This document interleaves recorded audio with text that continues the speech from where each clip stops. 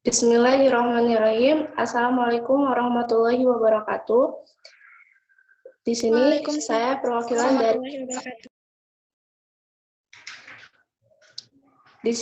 perwakilan dari kelompok 13 yang akan mempresentasikan tentang preformulated aktif amonium klorida yang beranggotakan Fauzia Eka Lestari, Muhammad Naufal Janjidan, dan saya sendiri Wulandari Intari. Next.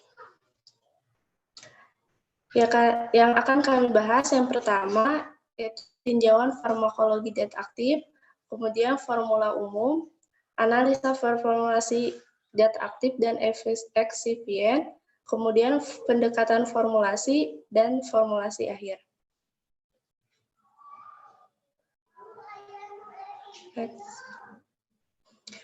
Nah, sebelumnya untuk bentuk sediaan dibuat dengan sediaan sirup.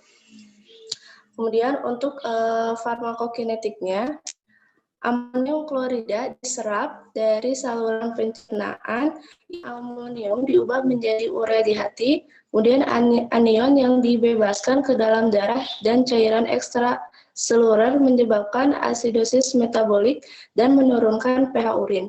Ini diikuti oleh diuresis transien.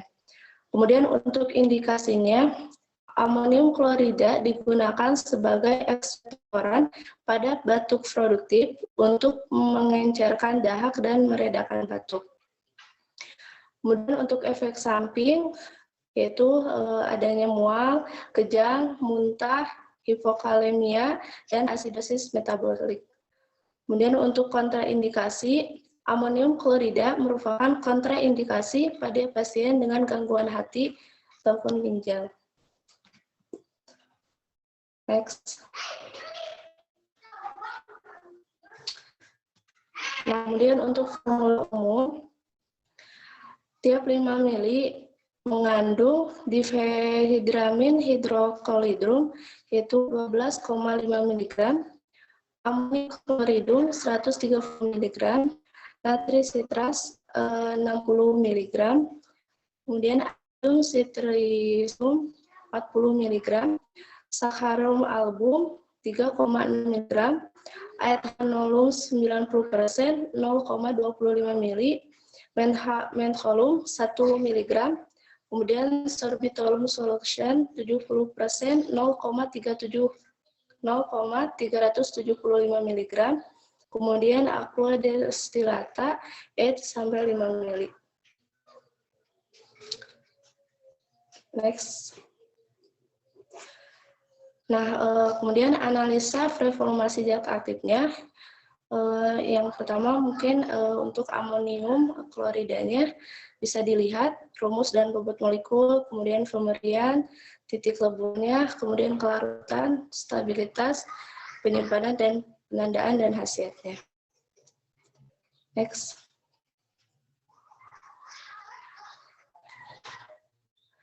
Kemudian untuk eksipiennya, yang pertama ada metil varabet, kemudian ada sukrosa,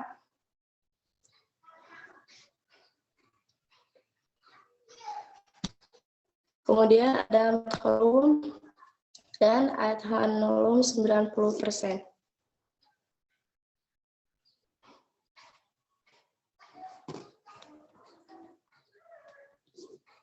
Next.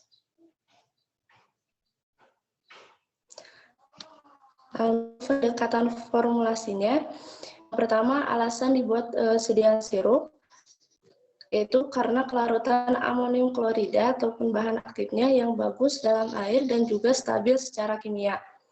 Dan kemudian supaya lebih mudah ditelan dan waktu absorpsi lebih cepat sehingga kerja obat lebih cepat. Nah, untuk alasan pemilihan bahan tambahan, yaitu pada formula ini digunakan Aquades sebagai pelarut zat aktif karena amonium klorida mudah larut dalam air dan sebagai salah satu komponen dari sirup. Dan bahan aktif memiliki rasa asin sehingga untuk mengurangi akseptabilitas atau kecocokan pasien maka digunakan pemanis sukrosa. Nah, kemudian menggunakan air sebagai pelarut utama tempat pertumbuhan dan nutrisi bagi mikroorganisme sehingga sediaan akan mudah terkontaminasi, maka ditambahkan pengawet metilparaben. Kemudian untuk metholum yaitu memberikan sensasi segar di tenggorokan dengan pelarut etanolum 90%. Dan terakhir ditambahkan essence orange digunakan untuk memberikan aroma dan warna sehingga bisa menarik pasien menggunakan obat sirup ini. Next. Nah, kemudian untuk dosis maksimumnya sehari 8 gram, dan dosis pemakaian obat batuk yang mengandung amonium klorida yaitu dewasa dan anak-anak di atas 12 tahun, obat batuk sirup ini 3 sendok teh 1-3 kali sehari. Nah, kemudian untuk anak-anak usia 6-12 tahun, obat batuknya 1 sendok teh 1-3 kali sehari. Untuk kekuatan dosisnya 60 ml. Kesimpulan dosis, jadi dewasa 3 kali sehari 1 sendok makan.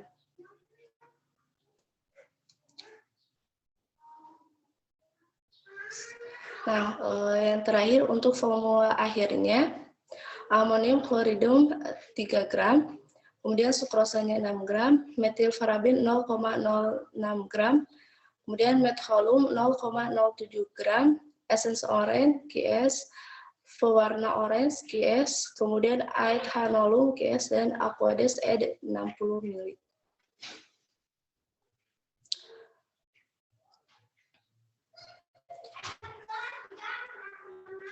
Next, nah ini bisa dilihat. Kemudian daftar pustakanya, ini bisa juga dilihat.